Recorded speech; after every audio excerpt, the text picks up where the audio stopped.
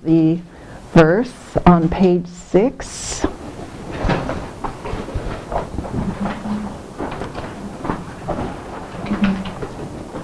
A star, a mirage, a flame of lamp, an illusion, a drop of dew, a bubble, a dream, a flash of lightning, a cloud. See conditioned things as such. So just think of your own life in this way. Your own life, all the things around you, your friends and your loved ones, your possessions, and all that you've worked so hard to accumulate and establish, your careers, your families, your world, and see it as conditioned phenomena in constant change, not really lasting for even a moment, but through all our efforts, through our accumulation of merit and energy and work, look what you've created. And it's quite miraculous when you think of it that way. Now, quite remarkable what we have. So let's just think about that for a few moments. Our body, our lives, and the world around us.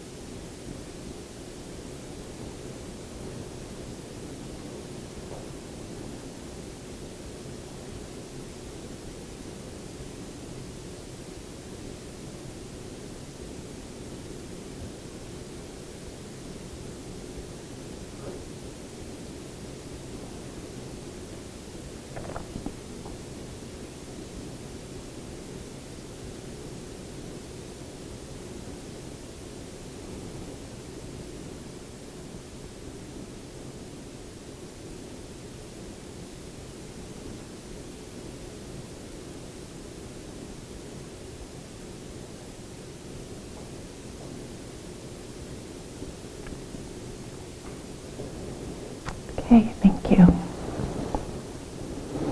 Quite amazing when you think, no, we have to say goodbye to all of it one day.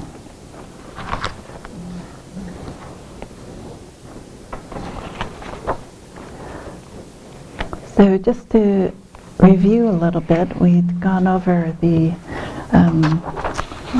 text just a little bit, but we've covered some on refuge and really thinking about what we've taken refuge in our life and what we continue to take refuge in today. And thinking about preparing to die and really looking at the remarkable opportunity we have with this precious human life, here we have it. It's our time to really take advantage of it and use it. And realizing that we have no time to waste, actually. Particularly when you think of the fact that death could come at any time.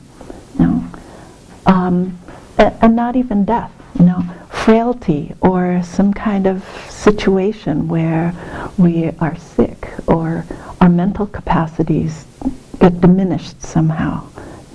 To realize we need to take up our time and use it well. So in thinking about this precious life, right? Geshe Sultan Geltsen was saying, you've got the good opportunity now, you already have it, rather than thinking that it's always something out there, something later on. And yet in that situation, thinking about how challenging things are in our world, and that's what I was going through somewhat yesterday, got a little bit sidetracked, but really thinking about the downturn in our economy, the pollution, obesity, health conditions, the medical services, that even though we have top-notch access to medical facilities, they're still lacking in so many ways, particularly in the range of end-of-life care. So to look at how, in spite of all, there are a lot of things that we can work with, and a lot of things that we can put our attention to as we develop our livelihood in assisting and relieving suffering for others in the world. So I wanted to tell the story of my friends Jim and Meg.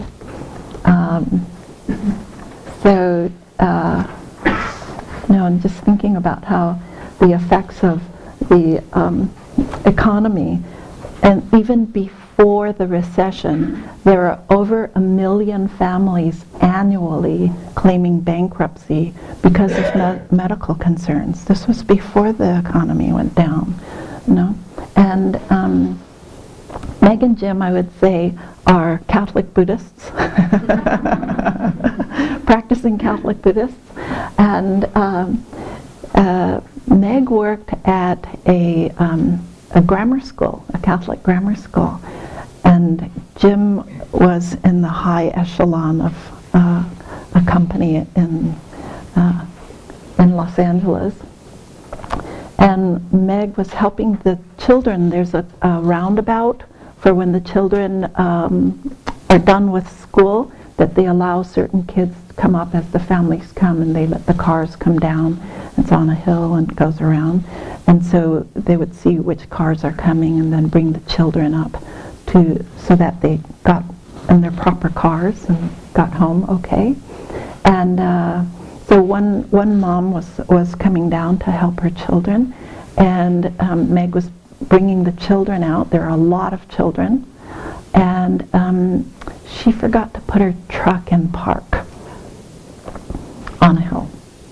And amazingly, 2 little kids had climbed in, and a little boy, I think he was 6, put the car into neutral or some gear, and the car started rolling down the hill to all these children lined up there.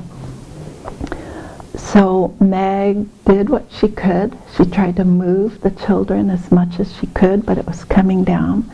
And she thought, if I do a body block, maybe I can stop the truck from hitting the children. So she jumped out in front of the truck, and it ran over her, and it hit a few of the children. But she, because of her body, it stopped the truck, and the truck stopped. One of the wheels stopped right on her chest. She was unconscious, and her survival or her recovery was very, very slow. And she had to lie down. She could not sit up. Her back was broken in a few places. And so ended up being for many years, she had to lie on a special bed. Her husband was laid off, they think because of the medical bills. So they moved out to their retreat house in the desert, and because he had no job and he was living on his savings to take care of his wife, he went back to school and got 2 degrees and then started teaching at the university in Riverside and another university. So year after year, Meg is just lying on this bed,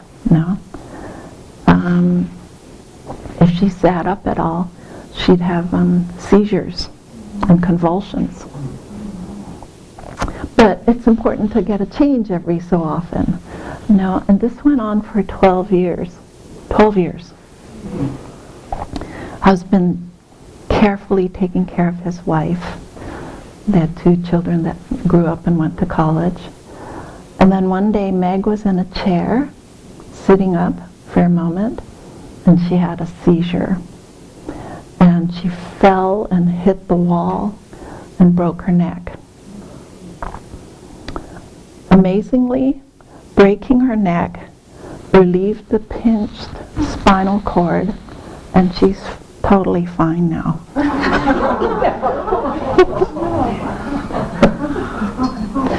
She went back to get her driver's license, going to teachings.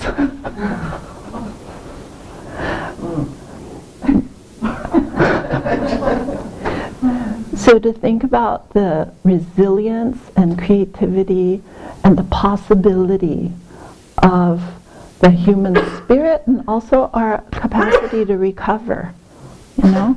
The doctors were, because of this obscure place in her cervical spine, they were afraid to touch it and they couldn't quite see it very clearly. But, you know, breaking her neck took care of it.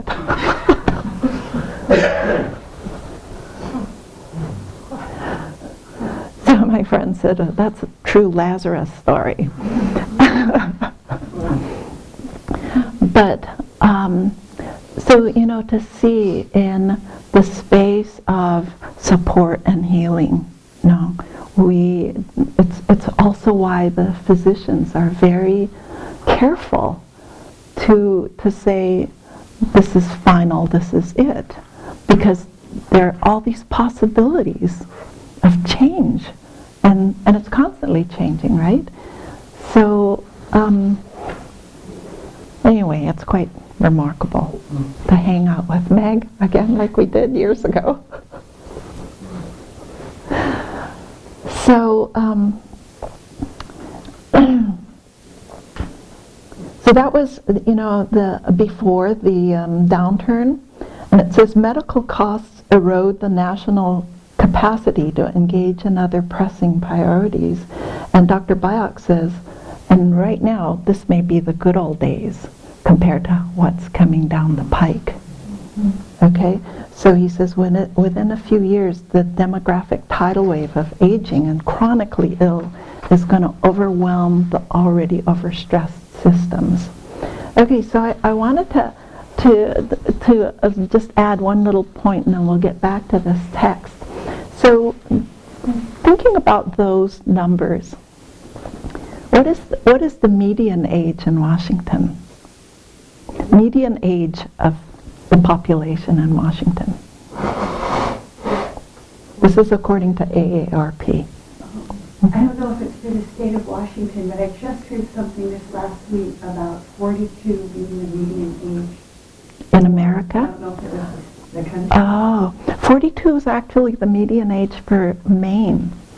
I was just really amazed. In Washington, it's 37.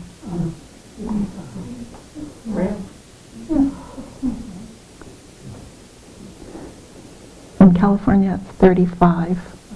Idaho is 34. But, you know, I mean, it's really quite interesting to think of the increase in population, yet the median age is there, you know.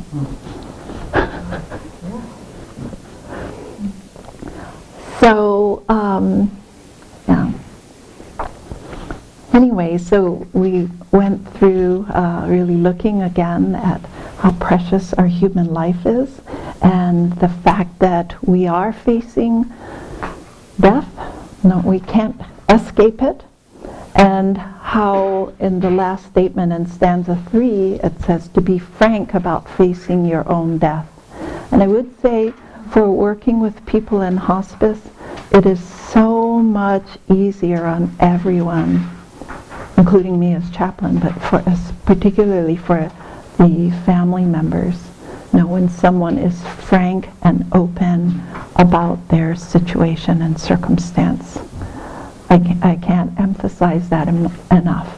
So, you know, to think about when you are facing your own death, when you're working with family members, when you're working with your children, it's important to begin to familiarize yourself and others now. The fact that our children, our grandchildren could learn about it now, and even have that kind of openness, that we are not so taken by surprise when it actually does happen, that we can really be open and receptive to each other and communicate things that we need to communicate.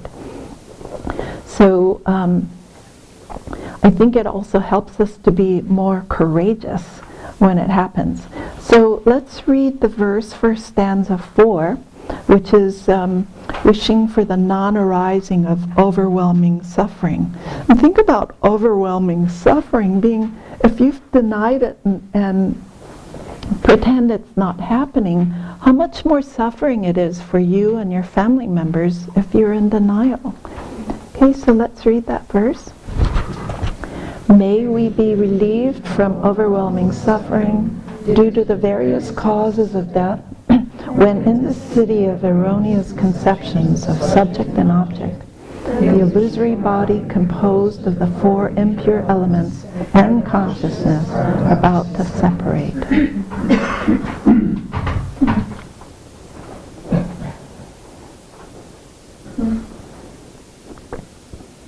So again, this verse is really about how to handle overwhelming suffering that may appear at the time of death.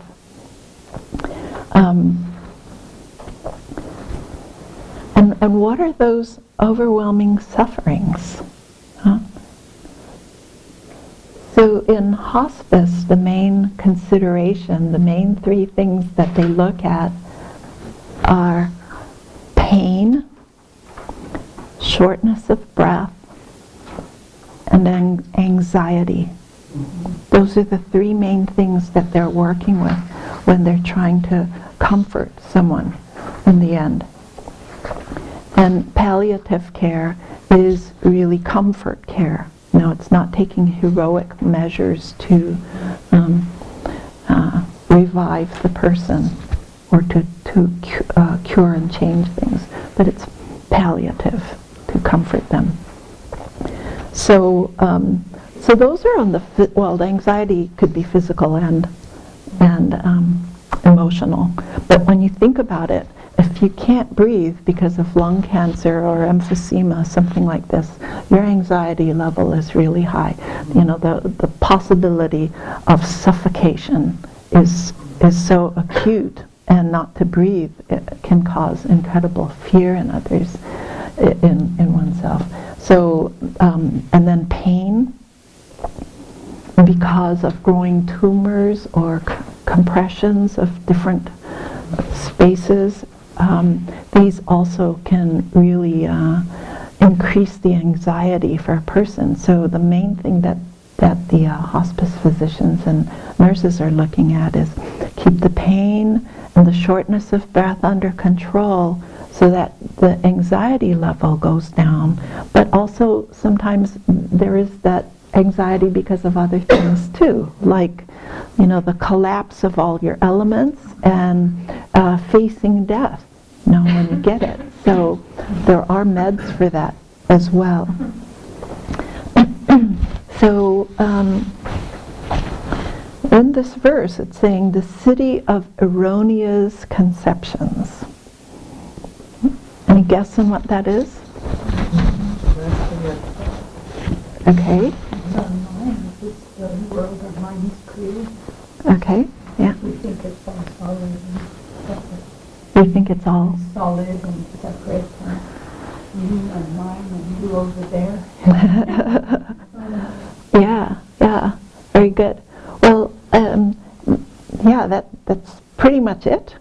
They say the city of erroneous conceptions is equated to cyclic existence, or unenlightened existence. So then that gets into a whole nother philosophical branch of Buddhist teachings. What's cyclic existence? But it's really being in an unenlightened state. where we're continually facing misconception, particularly misconception. So the illusory body composed of the four impure elements and consciousness are about to separate. So the four impure elements we went over a little bit yesterday, which were, right, earth, water, fire, and air. Four impure elements, and then consciousness. So when you think about the I, what is the person made of? The person is made of those elements and consciousness. Yeah, those elements and consciousness. In the Buddhist explanation of what is the I, yeah, there's form, which are all those elements, the physical aspect of ourself, feeling, perception, and then cognizance or mental formations, and then consciousness. So that makes up who the person is, the I. So, so here he's saying, view the body as a veritable city of misconceptions. But this is cyclic existence built by karma and under the influence of afflictive emotions. So built by karma and under the influence of afflictive emotions. So, we build the particular view through our karma, and then we believe it. We believe that's the way things are, which is why, again, it's so important for us to keep checking our views, checking, what you accept and believe in, because it hardens your world around you. My Madhyamaka teacher at Naropa would say, actually, when you're walking through life, you have one moment of direct experience, and then you immediately solidify it. And then he says the world around you are like cardboard cutouts, because you've solidified your world around you, And you're not seeing it as ephemeral. You're not seeing it as in a constant state of change. No. Even in the forest, that tree's always there. Uh-huh. For the practice on that, like the one thing is like breathing, and then how do you practice that? Because it's hard to simulate, no breath could be real quiet because your breath is so loud, Yes, right. Yeah, you don't want to stop breathing. But here we'll go into a little bit of it later in there's stanza 8. Stanza 8, so we'll get to that either later this afternoon or tomorrow. Are you going to be here? Okay, yeah. So it's more of the dissolution of the elements and then the dissolution of consciousness. So it's more the visual and meditative aspect, and not actually seeing with your physical eye, but through meditation. Yeah.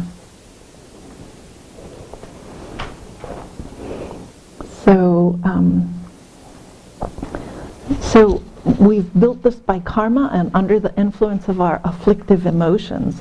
And you think about that, the overwhelming suffering. If we've believed in a solid self, your identity as parent or spouse or career person or whatever it is, and you lose that, everything that was solid to you, none, right?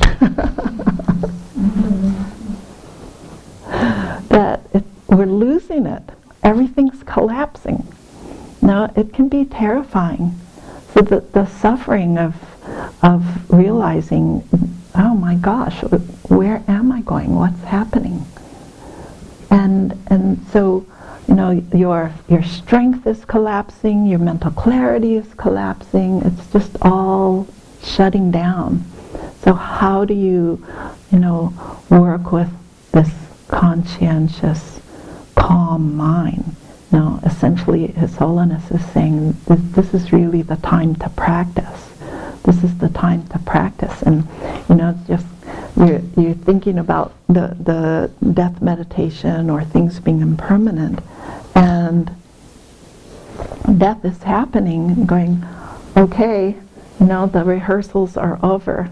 This is the real show. And you're on your own, because if you can't hear or see or feel, you realize, okay, it's going internal now. So what can I do? What do I work with? So I wanted to read something by His Holiness. If we know we're going to be confronted by a difficult or unfamiliar situation, we prepare and train ourselves for such a circumstance in advance, so that when this event actually happens, we are fully prepared. The rehearsal of the processes of death and those of the intermediate state and the emergence into a future existence lies at the very heart of the path in highest Yoga Tantra. These practices are part of my daily practice also, and because of this, I somehow feel a sense of excitement when I think about the experience of death. At the same time, though, sometimes I do wonder whether or not I will really be able to fully utilize my own preparatory practices when the actual moment of death comes.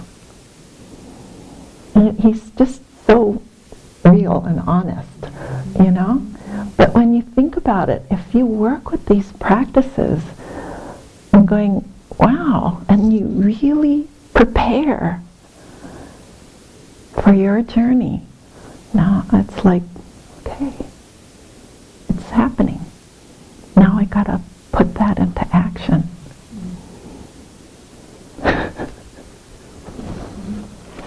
So it's very inspiring. But, before that, you have to start really analyzing your own perspectives. What's my view of life and being? Do we go on? What happens to consciousness? All of these things, it's really important to analyze, because that will keep pulling you away, And the more you clear away and see what's really going on, your actions are more decisive and clear and sure, So it's important to check. And throughout this text that I was studying, it's Advice on Dying by His Holiness, is really, no matter what religious faith you're in, stick with it and really go for it. And really develop that confidence in it, because we can just kind of cruise a lot through our life, not really having any strong, full knowing on things. So, anyway, because death is really going to happen to us, it behooves us to really check up, and to do what we can. Of course, balanced with everything else. So, so then in number 2, view the body as a veritable city of misconceptions, again built by karma. Again, really examining karma. Yeah?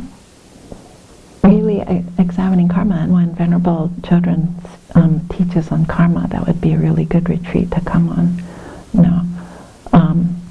Realizing in karma, they say, if you didn't create the causes, you won't experience such a result. But how often do things happen in our life and we have a halo over our head, right? And we're thinking, I had nothing to do with that one. Why me? Right? And then we get mad and we blame others. But to really check and examine this whole part of karma and its effects is a really good practice to look at. And examine again in your own experience. So he says here, because our body is a city of misconceptions, because though it appears to be clean when you wash it, as well as a source of bliss, permanent and under your control, it is not. It is produced from the four elements, is subject to pain, and changes from moment to moment of its own accord. So let's examine that for a moment. Okay? So the body appears to be clean. Any examples on it being not clean? All day long. All day long. All day long. What comes out of it? What comes out of it? Okay, that's a good one. If you lie. Huh? If you lie. If you lie, okay, that's on the mental side more. Okay, Not. Snot. Okay. Well, you have to shower every day, so clearly it just accumulates dirt or whatever. Yeah, accumulates. Oh, it does smell. Oh my gosh, I offend myself if I don't shower for a couple days. In most of what, talking about poop, Talking about poop. like a third of what you poop out is not what you ate, it's what's created by your body itself, by the bacteria and everything that ends up in your intestines from your processes in your body. So a third of it, even if you don't eat anything, you still have stuff. So it's like your body is constantly, your body's constantly trying to balance, the Thanos and the pro-life actions, and so you're gonna, everything. I mean, that's, when you sweat, is your body secreting the things that it can't use anymore. The toxins, yeah. So there's toxins. The toxins are constantly being separated by your body, on every element of your body, down to, the microcellular level. They're separating the toxins from what they're using, and then what they use is they oxidize it, so then those become toxins as well. And because we're in such a polluted environment as opposed to 10,000 years ago, our bodies have more toxins in them now than ever before. And this is when it's working. This is right. As we age, the problem gets worse because the body doesn't process these toxins the way they do when we're young. That's why old people smell different. I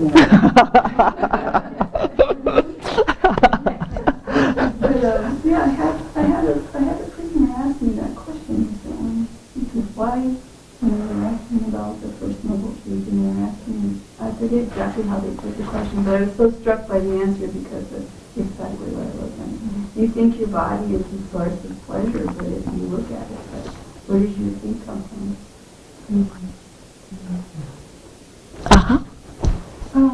I wonder, like when they say, you appears to be clean when you wash it, whether it's with soap and water on the outside or a cleansed inside. But we can't just with soap and water wash our dirty karma away. I think that's perhaps our biggest dirt. Absolutely, you're absolutely right. That is our biggest dirt, and it's why we get a polluted body too. Yeah. So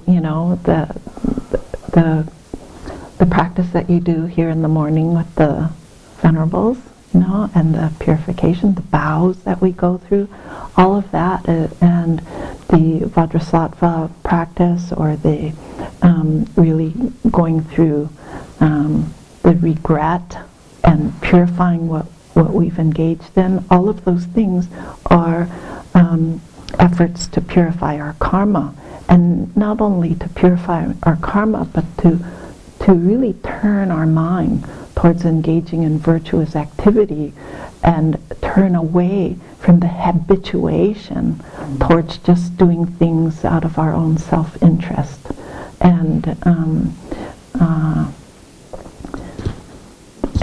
greed and everything else, you know. So the purification practices, though they seem like taking a lot of time or whatever, you know, they say we've accumulated a lot over time too. And so, you know, the good result that we have right now is this human life where we have the mental capacity to really think about our actions and the consequences of our actions. So, you know, it's like now's also that time to really reflect on what we do and what we engage in. So, absolutely, yeah, the inner dirt definitely needs greater cleansing. But you know, so this is our bag of karma that we're walking around with this lifetime, you know. But we got a really good bag. We got a really good bag. Still, it takes so much effort to, you know, it's like it needs to be taken for a walk, it needs food and needs a bath, and, you know, and if you don't, we get sick, and, you know, it wants treats all the time.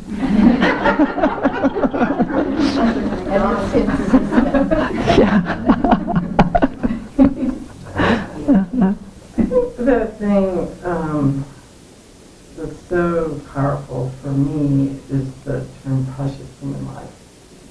Now, I can say this now, but 20 years ago I had a really serious suicide attempt and I almost didn't make it. And actually it's been a place of growth and healing. And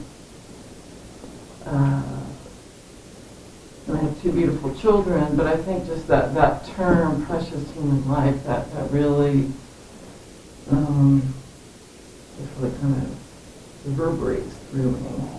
And I don't take it for granted anymore. That is so beautiful. So, yeah, that precious human life. It's easy to not be conscious, you know. It's you know, one of the things I was thinking about when you said wasting time, I play too much backgammon on the computer, and you know, and that just sort of was like, you know, it's wasting time, and it's not like taking a walk in the woods where there's like the beauty. It's just kind of numb out. It's really made me think. Yeah. Of what I do, and having two children, you know,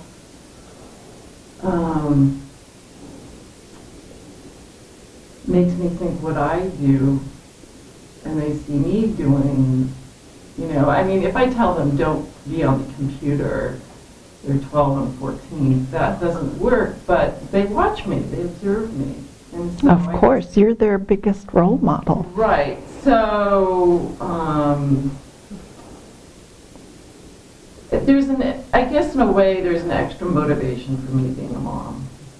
That I have a responsibility to these children. And at the same time, it's not at my control. It's kind of like I show, and then they do what they do. And that's the humility of being a parent. How many of you had ethical wills written to your children? Yeah. You're going to say something? The precious human life that we get because of our karma, but it also comes with the other thing that comes. It's like a double-edged sword. So, your life, like we've been talking about this weekend, can be so full of the worldly concerns of just keeping a roof over your head and food on the table and dealing with the people that you work with, that, yes, you have a precious opportunity here to practice the Dharma, but you can't possibly do it all day long. It's because, well, maybe some people can, but I'm not finding that doable, because of all these other pieces of karma that come with it. So I think at some point you just have to accept and reward yourself mentally with the joy of being able to do what you do, and not be so hard on yourself for all the stuff you can't. Because it doesn't come, this precious human life doesn't come in this neat little package that says, okay, go ahead and practice. It just doesn't. Open here, take out the contents, and practice, yeah. Right. I know, and everybody's case is unique. Every single person. Yeah, yeah.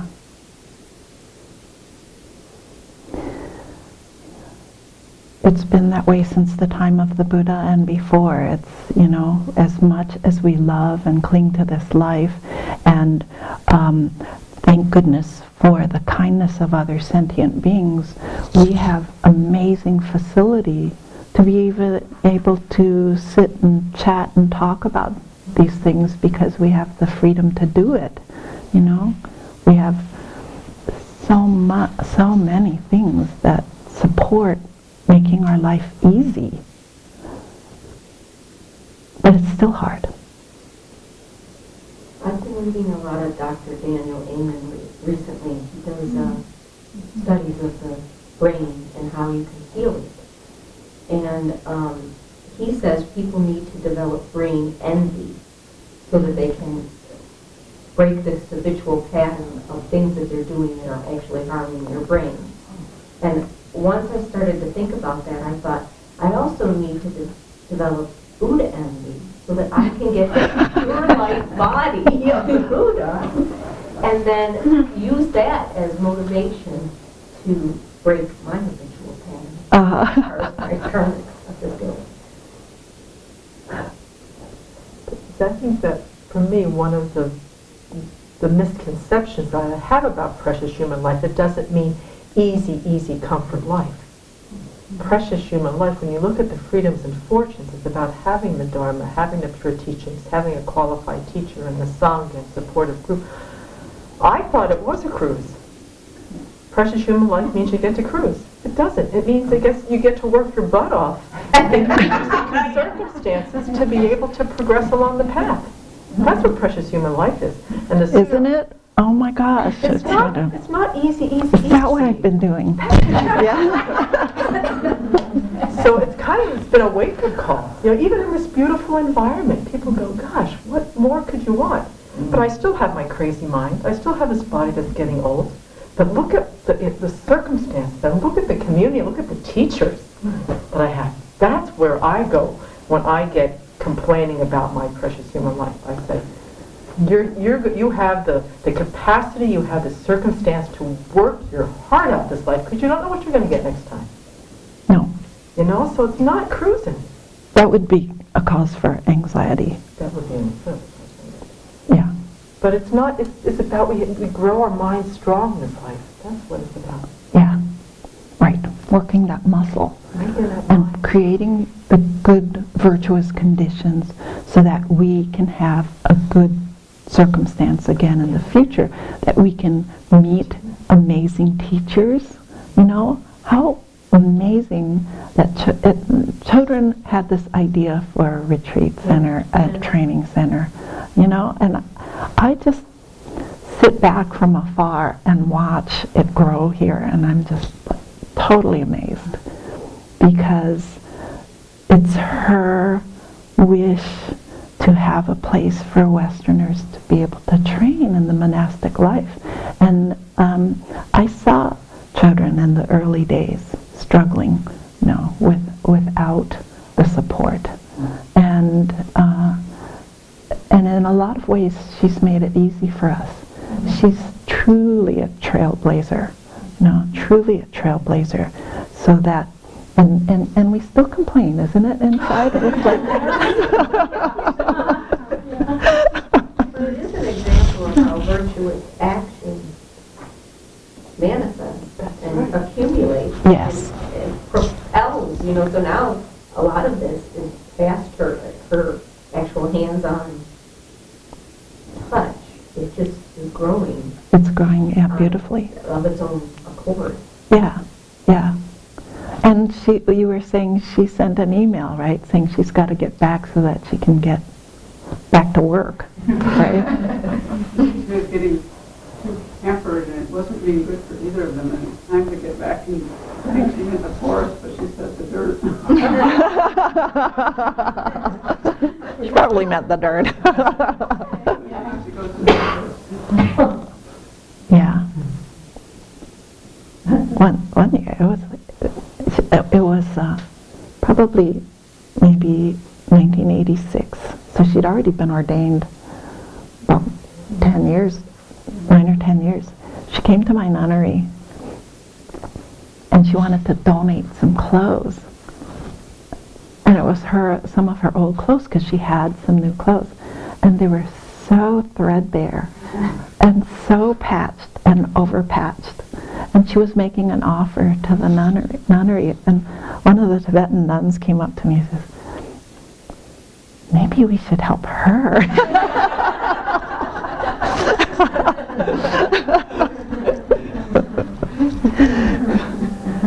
These are her things. And she just, and even now, I don't think she ever takes any gifts for granted, It's just folded back into the community, and it's really a sign of practice. And, it has an effect on my cynicism about things, and my perspective about things that I've observed over the many years, and to watch, how do you really use your life and your practice. Yeah, things are going well, but you don't relax. You just keep working on this. So it's really quite remarkable. So, yeah, the precious human life. There is one one comment in here. Let me see if I can find it real quick. Oh yeah, he's a Canadian philosopher, and I don't know how to pronounce it. Is it thanatologist? Thanatology? Study death. Yes, study of death. He's a thanatologist. He's Canadian. He says, this is in 1995, he said, our North American death system is the result of our limited exposure, which is a result of our high life expectancy. But in many ways, our life is no different from that of the peasant of the 14th century. The peasant missed a fully human life because he or she was inundated with death. We do not live fully because we reject death. No? And here, it can seem peculiar, but we, the people who came here, you who came here, are open, inquisitive, and saying, let's work with this. But out there, there are a lot of people who say, don't go there, don't talk about it. I would say he's right at about this century, because I can say for a fact that there are plenty of 20th century peasants who were engaged with it. My grandmother being one of them. I'm buried her entire family. World War I, even in Europe, which I think of, Third World. Even in the 20th century, even in Europe, Well, he could say North America. Yeah, and I also think it's about the length of life, too. No. Well, and in North America, in the 14th century when people died, it was right there in front of you. Now, it's handled by morticians. And it's all a little bit removed. And Yeah, they call it invisible death today. No, in the 14th century it was visible death. Not even only in the 14th century. They say, I think even in my parents' generation, right? They would lay the person in state in your living room or something, right? yeah, even in the early 1900s, they used to do that. Yeah. Mm-hmm. Well, speaking of death, one of the hardest things for me going to Peace Corps was I was 22, and there was a lot of death in the village I was in. I mean, one woman had 11 children and 10 died. About a month after I'd been there was like a 2-year-old that died, and one died in childbirth. So it was, and I didn't have the skills to deal with it. I mean, I was just kind of like, I didn't really know what I was doing. But, here I was suddenly coming from here, and then here it is, like right in front of me. Yeah. Which is why people have so many children in third world countries, because the survival rate is not high. Or there would be like a measles outbreak, and like there was one man I was friends with, and he was like 25. There was only one other man that was in his same age group, because that whole age group had been taken out by this epidemic. Like there were like no men between, or men or women between like 22 and 28, because they've been wiped out. I noticed too when I entered my nunnery in India, there was no one my age.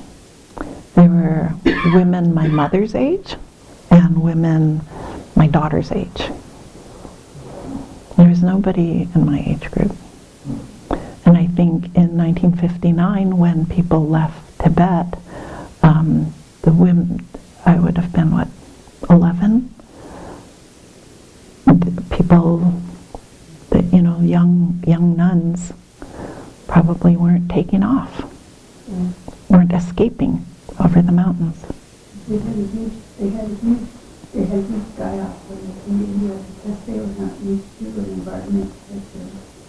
And so they don't like to talk about it, but every once in a while, someone will say something about it. But the only work they could do was work on building the roads in India, and something like 40% of everybody worked on the road side.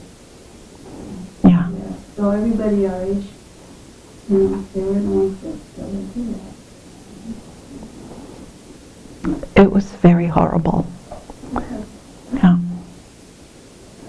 And we are really benefiting from the Tibetans' departure and really reaping the best parts.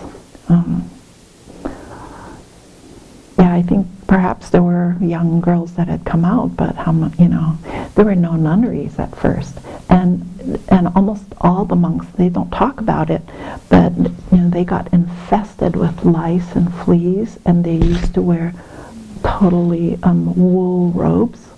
That the robes were just not workable anymore in the heat of India, and so many of the monks and nuns just wore lay clothes until they could finally get it together again. So, they worked on the roads too. It was really quite, I don't know if I shared it last year, but there was a woman an Irish woman who rode her bicycle from Ireland to Dharamsala.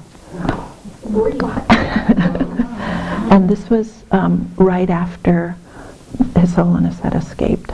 So I think it was just coincidental, But she ended up helping with the children. She met His Holiness twice. She talked about how gory it was that people were, you know, my teacher's monastery was at 14,000 feet high.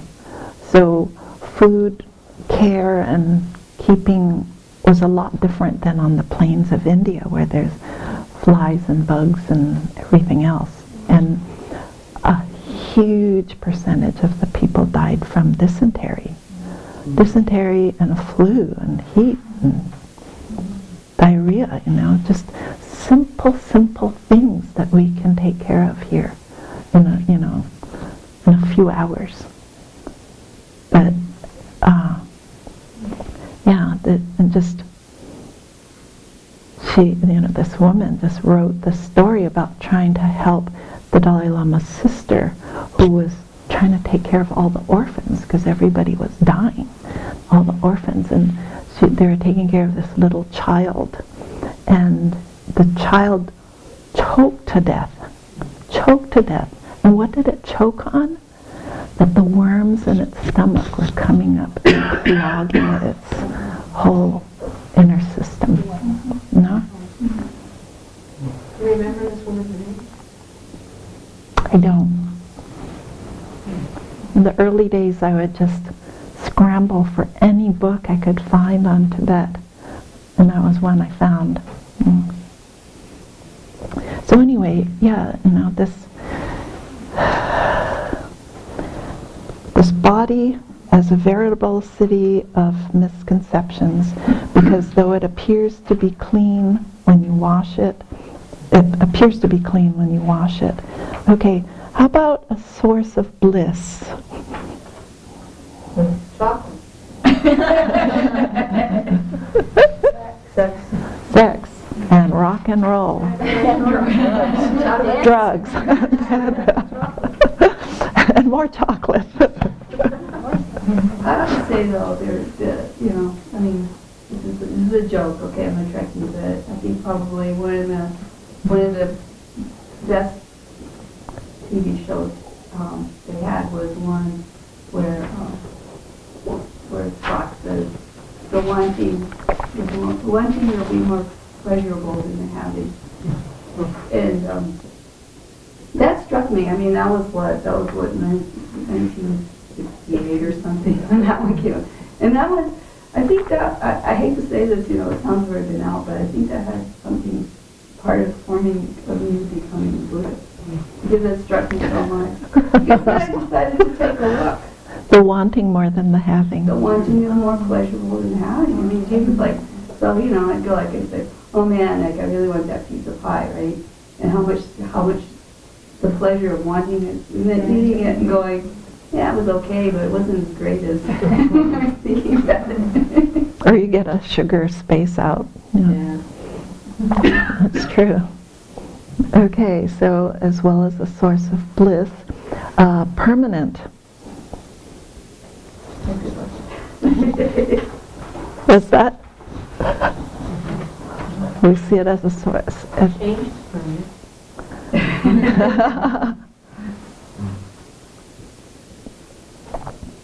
Well, you hear people talk about, I'm 50, but I don't feel that way. I feel like I'm 18 or something like that. I hear people say that all the time. I don't know quite what you mean, but... On the inside, I think my mind is feeling definitely different. Mentally. Feeling different or feeling young? Mentally. My mind feels much more joyful and younger than it did when I was younger. Because oh, that's nice. Yeah. But I'm thinking about where people are getting older and saying, I feel young still. Kind of ignoring, like trying to keep it permanent. Right. Yeah. Somebody said to me, death is the new 80.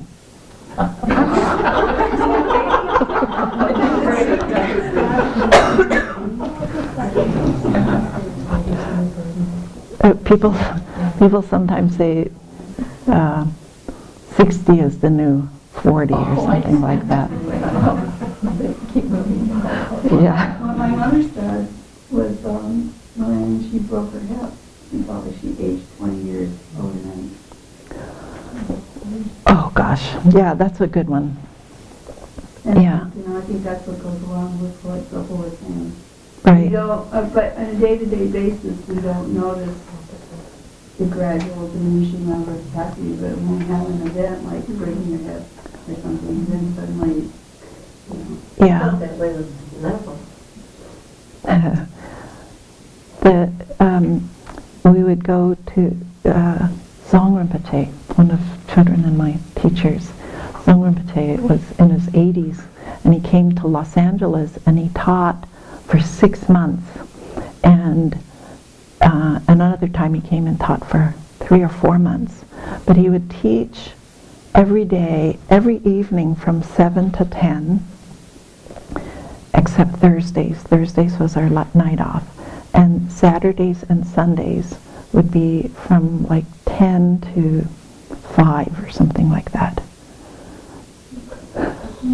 For 6 months. He was in his 80s, yeah.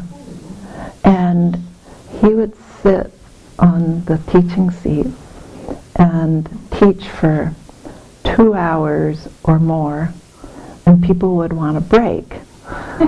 So, my teacher would have to kind of interrupt him, because he could just keep going. Interrupt him for a break. And he would just sit there while everybody went to take their break, and he'd just sit and wait. And then we'd come back, and then he'd go on for another 2 or 3 hours, and somehow we persevered through that. It was really, but his mental clarity, even though he was in his 80s, was remarkable.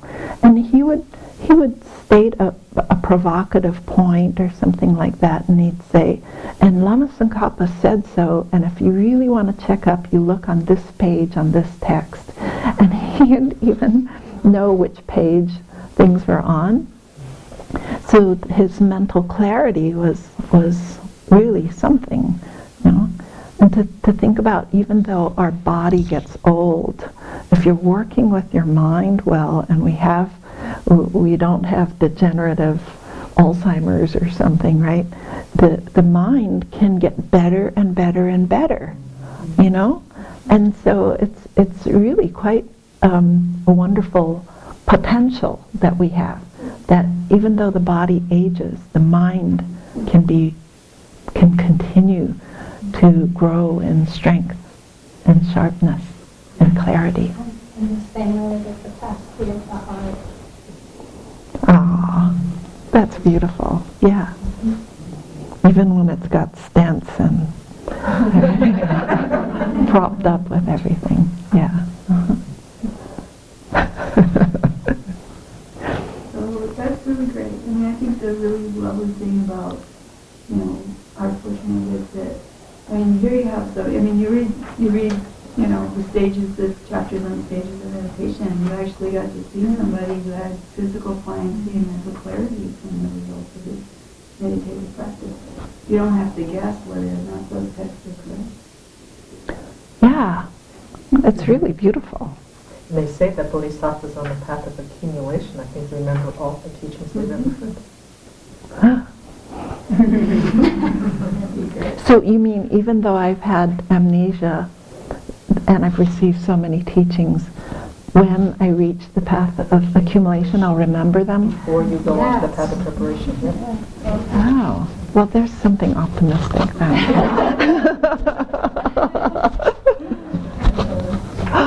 Yeah. That part of omniscience and mental clarity. Yeah. But, in hospice, I meet people that are grieving the passing of a spouse, and they've been together 60, 70 years. That can seem like real permanence, too. Your whole life was formulated around this relationship and identity as the spouse of, and really setting your whole life in this relationship. And hopefully they were good ones.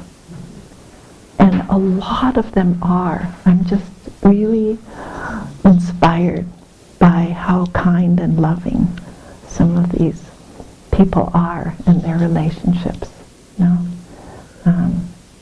To have that kind of growth through, you know, through young years, through raising a family, through emptiness, through retirement, and on. And to really support one another. That kind of loving relationship is really, really inspiring. And, you know, for us as monastics, too, you know, to watch ourselves getting older and really relating to others and our own aging in a way of just that growing responsibility and friendship. Yeah. Mm-hmm. Yesterday I had a question when it's a little bit weird. How do you help people who are not Buddhists, who are grieving when they're being okay, their relatives or their husband, the kids are dying, whatever? So how do you help them then? How do I help them when they're... Yeah, or what can be helpful for people who don't believe in Buddha and Buddhism? It's more, you know, comforting their mind and helping them be, you know, rejoice in the relationship that you had. How wonderful that you had these children, you had this family, and to really try to calm them in those places. The same as what you suggested for the person who was dying, right? Yeah, yeah.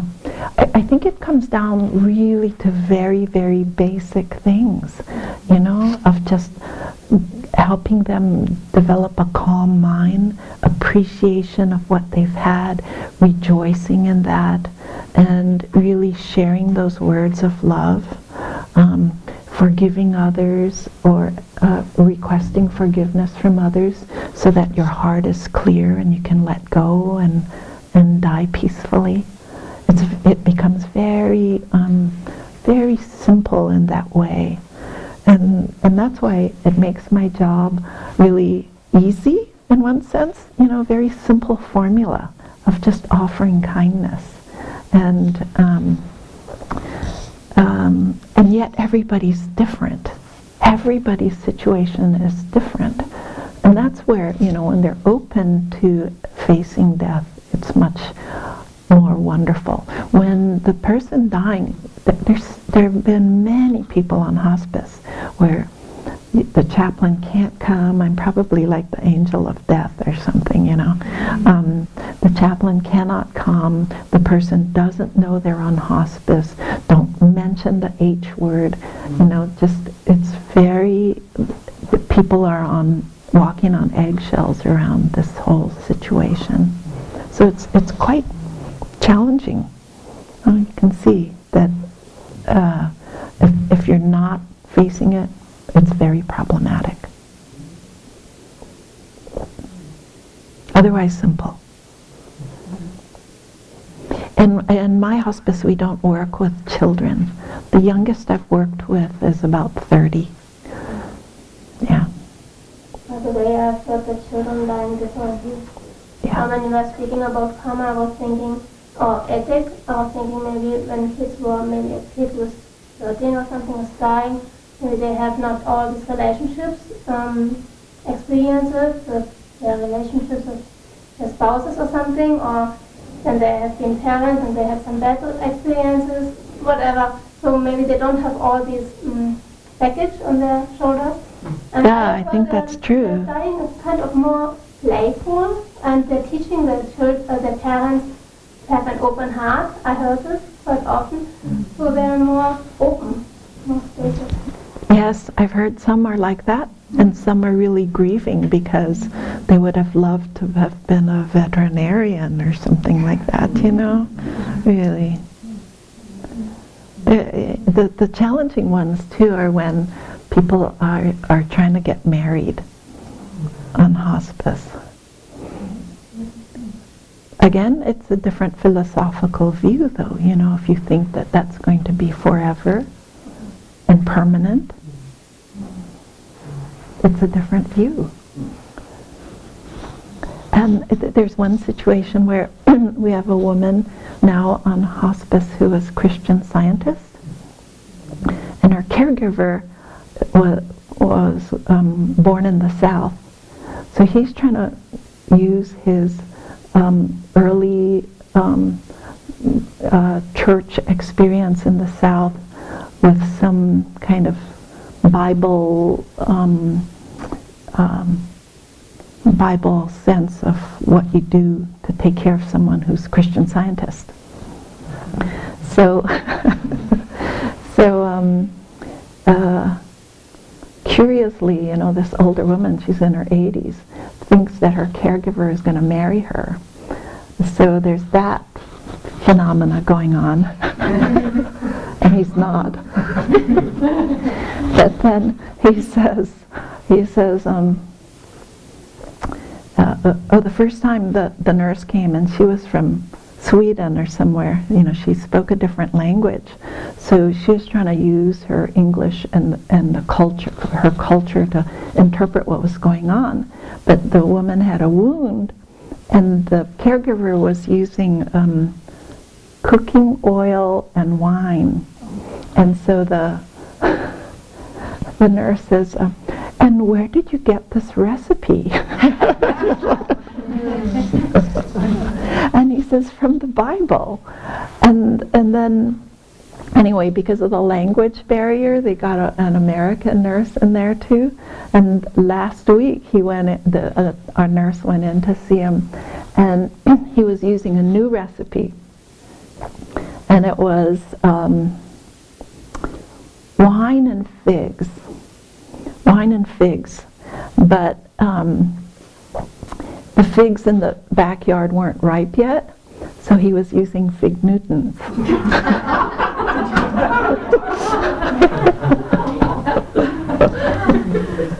And he had chopped them up and he had lined them all up, as applications for her wound. How old is this character?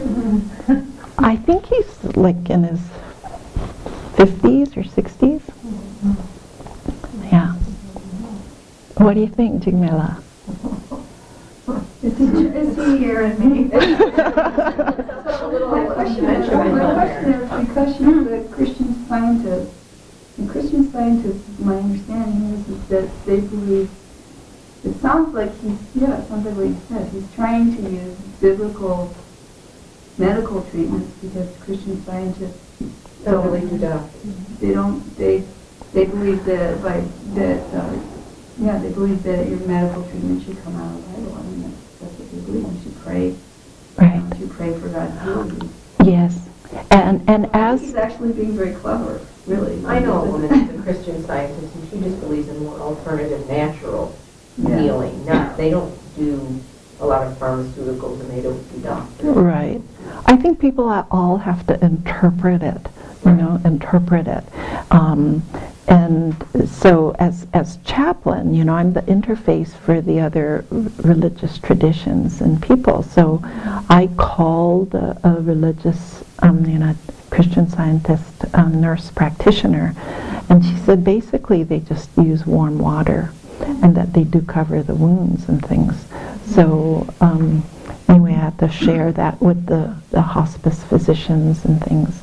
But in my training as a chaplain, I worked with someone who'd been born and raised and went to college, to a Christian Science college, and just to kind of give you a sense of the world of chaplaincy. She said that she was at this boarding school for Christian scientists, and she'd been raised in it totally. So she was very, very devout.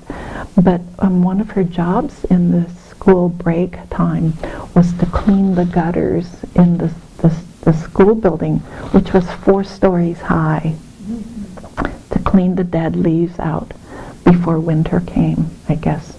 Yeah. And so she was up on a ladder with another student, and she was leaning over and fell 4 stories down into a cement stairwell.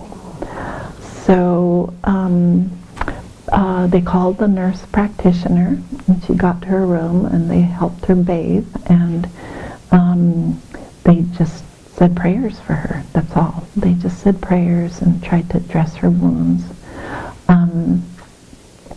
And she said years later she had to take an x-ray in order to get a job that she was applying for. She'd never had an x-ray before. And this was years later. The x-ray showed that she had broken her back in 4 places. Mm-hmm. And somehow she healed fine, you know? Yeah. But again, you know, really looking at faith and all of these things, she was gay, and something that was just absolutely not accepted in their religious tradition. And so she, you know, although she had been working really hard in the community, she was pretty much edged out and had to leave. But it's so unfortunate because they had someone who was so, you know, really lovingly embracing the tradition. So, okay, so that's a chaplaincy diversion. But, okay, so we see our body as a source of clean bliss, permanent, and under our control. Mm-hmm. And we think we've got it under control, you know, we've been able to do amazing things. You know, I mean we as a human race, when I look at the athletes who have done amazing things. So in fact, right, the opposite of that is that the body is dirty in the nature of suffering, is impermanent, and totally out of control. Not under our control, right? It's not under our control. And, you know, we can eat well and exercise, but then, no. Where does cancer arise from? Where does, other illness arise from? We don't know where that happens. So the body is a veritable city of misconceptions.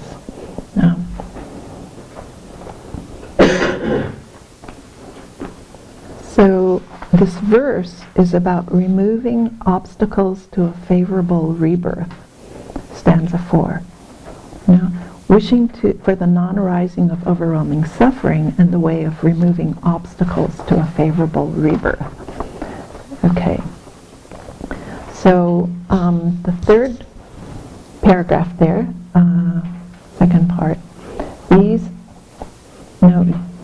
because of our ignorance, accepting this false appearance, it gives rise to afflictive emotions of lust, hatred, and more bewilderment. These afflictive emotions in turn pollute our actions of body, speech, and mind, perpetuating the process of cyclic existence.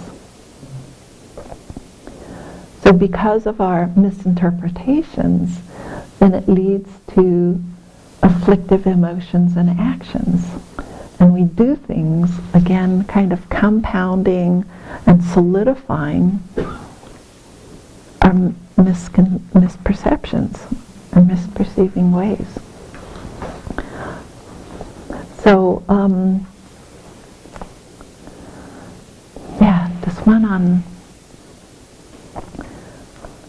ignorance of appearances, particularly the ignorance of thinking that we are independent and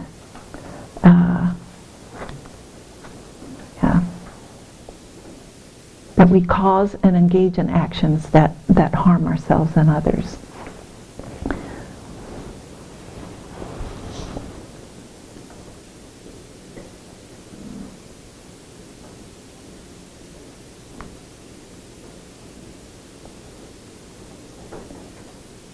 think this is one that we need to really think about more because of our misperception. You know, we perpetuate this. Okay, so let's read stanza 5. Wishing for the pacification of mistaken appearances while we're dying.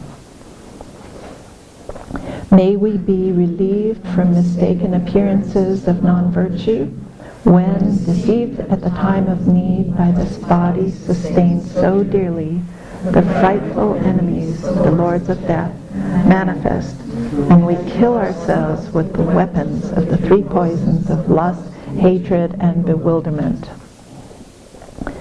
Okay, so this is at the time of death, when we're dying. Okay, so the mistaken appearances are obstacles to proper practice when dying. You know? And these obstacles give rise to lust, hatred, and confusion. So mainly this one is about how to handle our delusions when we're dying. Okay, so the dying's happening. How do we handle our delusions?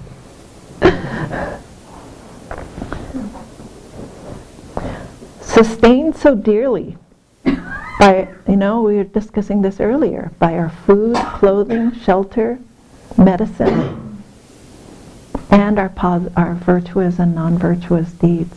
It's what we've sustained. Okay.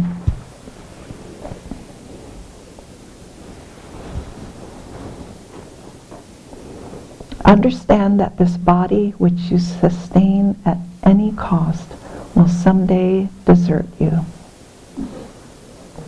Avoid lusting after the situation you are leaving. Avoid hating that you have to leave. So in other words, the elements are collapsing, you're dying, and watching the emotions that are arising. As the emotions arise, particularly the grasping at your things, your possessions, your body, your life, all the things that you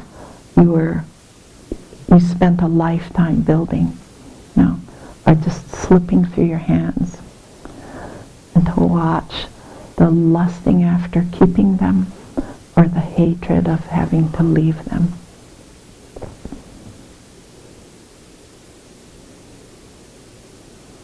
Very powerful because it's actually happening. What are you replacing with?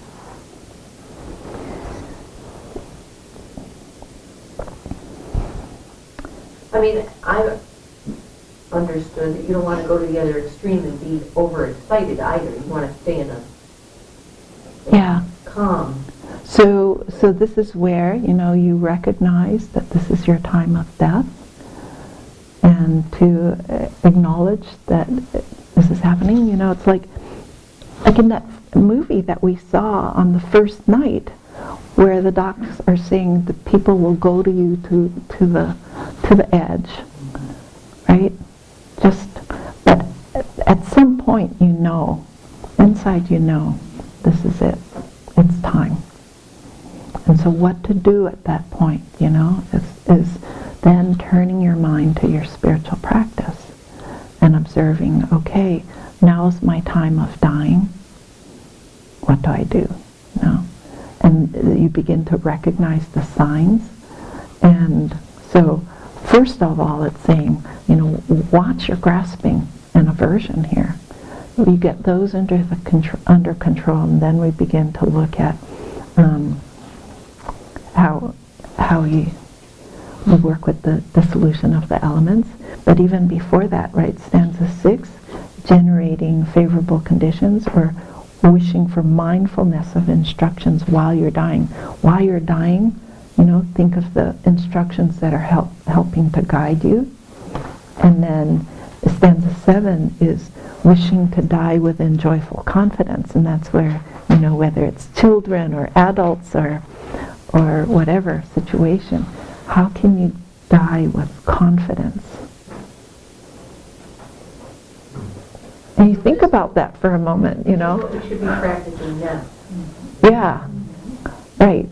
Like His Holiness says he practices 8 times a day, Yes. you know?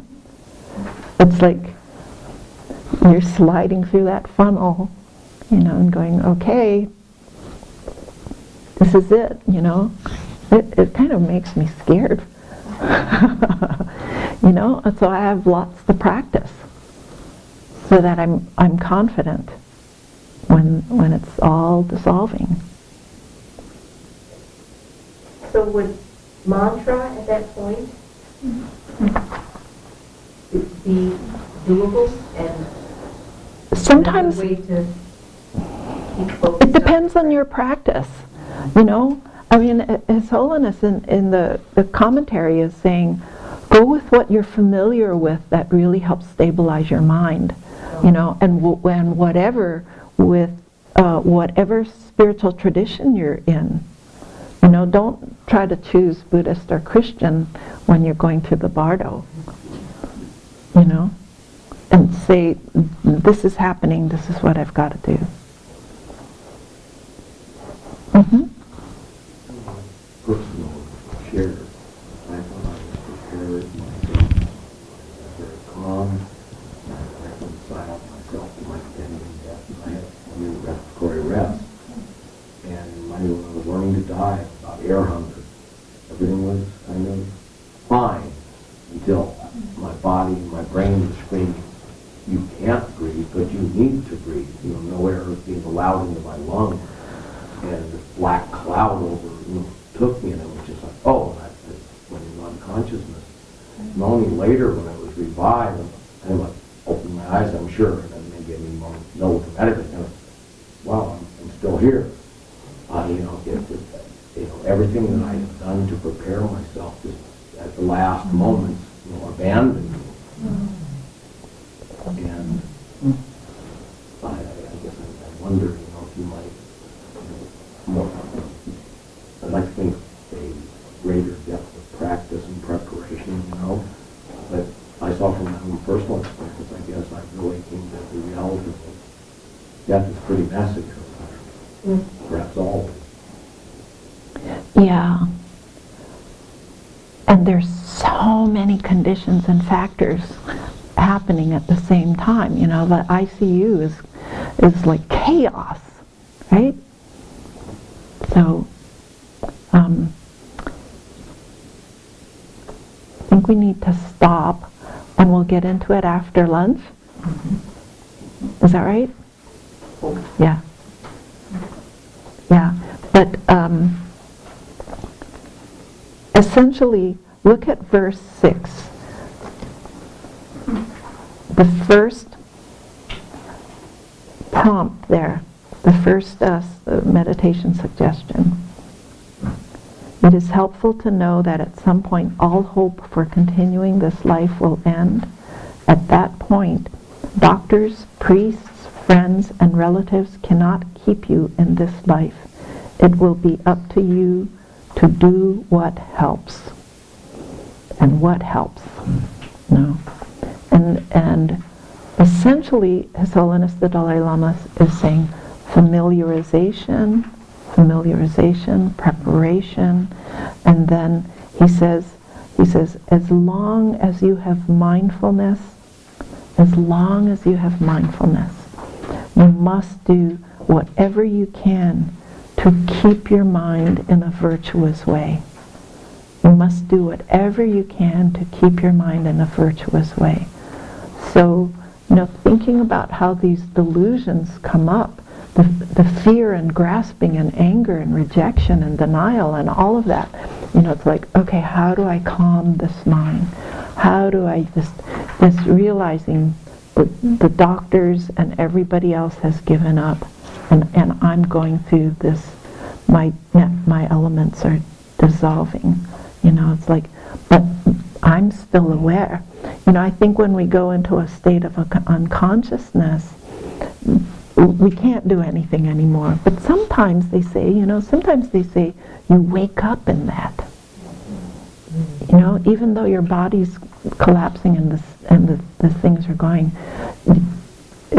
you wake up in that, and you become aware of what's happening. So,